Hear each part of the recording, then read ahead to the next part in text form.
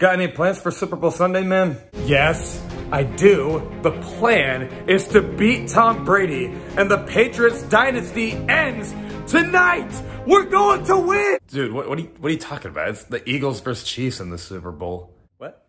It's the Eagles versus Chiefs in the Super Bowl. This is 2023. No, it's not. It's 2017. No, this is 2023. Do you have any plans for like the Eagles versus Chiefs?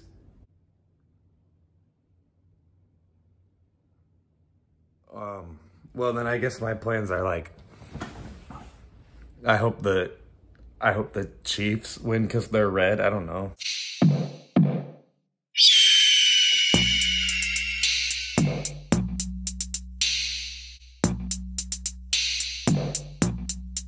What's going on, Falcons fans? Logan here. Welcome back to Rise Up Rundown. And if you're new here, welcome. And if you have not heard already, mailbag questions are actually coming back to this channel. And all that I've sent mailbag questions to me via on the community tab and on the video announcing that mailbag questions are back, those questions will be answered tomorrow in one separate video. So tune in and you will hear my opinion on each mailbag question that you have for me. And in the years to come, stay tuned every Thursday on my community tab me asking for mailbag questions, and whatever questions you have for me, I will be sure to answer them every single Sunday in a separate video. And one last thing is, if you really enjoy this content and you for some reason just absolutely can't get enough of me, then just go ahead and like this video and subscribe for more weekly content. New videos every Sunday now, Tuesday and Friday.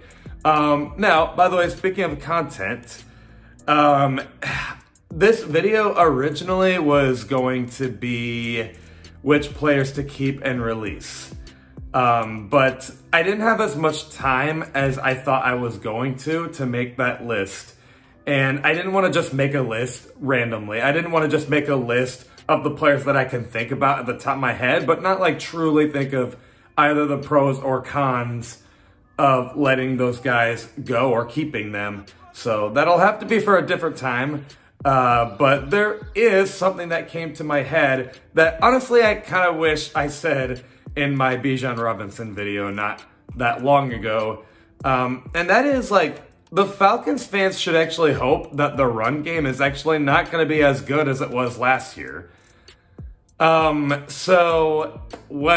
was literally our biggest strength last year. Why would you not really want our strength to be even stronger? Well, to be honest with you, it really only relies on one thing. We should hope that this passing game gets better. Because no one's oblivious to it. The passing game is definitely kind of what is a much more sustainable way to win games. Now, the Falcons did prove that, yes, you can win games off of running the ball, but they also kind of proved that if you don't really have good quarterback play, it really can lose you some games. Like, you know, newsflash, but the Falcons lost more games than they did won last year. And I mean, you know, part of it is obviously because of how bad the defense is, but like, but I also think that another part of it is because the quarterback play really was not very good. Versus the Steelers, like, we actually had a chance to win that game, but then Marcus Mariota just, you know, made that decision. Versus the Rams, we actually were coming back, but Marcus Mariota made a bad decision. You know, quarterback play is kind of important. I mean, why do you think the Chiefs are in the Super Bowl? The Eagles kind of had a bit of a yucky quarterback situation for a while where Carson Wentz wasn't looking very good in 2019 and 2020, and Jalen Hurts was still kind of developing. But when suddenly he takes off this year, the Eagles are in the Super Bowl. Miami Dolphins couldn't really get the quarterback situation going. Tua wasn't looking very good last year and in 2020. But then Mike McDaniel he found a way to make it work. And then the Dolphins started looking like a Super Bowl contender. And then now when he goes down and Skylar Thompson had to go in, they made playoffs. But, well, I mean, I guess granted they almost won. But still, like, they just, I don't know. They weren't as good the majority of the time when Tua was out. And there's plenty of examples But, I mean, why do you think teams always try to make blockbuster moves to try and get big-name quarterbacks or to draft quarterbacks in the first round, like, you know, early on, like Trevor Lawrence and Zach Wilson? Obviously, what I'm trying to say is, like, quarterback is the most important position on the team, and I truly think this should be the year where we kind of try and develop that. We already got a run game going, and we know it's going to be a strong unit anyway, which, you know, wouldn't you want to hope that, like, Desmond Ridder gets better? I mean, he's a rookie quarterback. It's finally time for a full starting year with Desmond Ridder.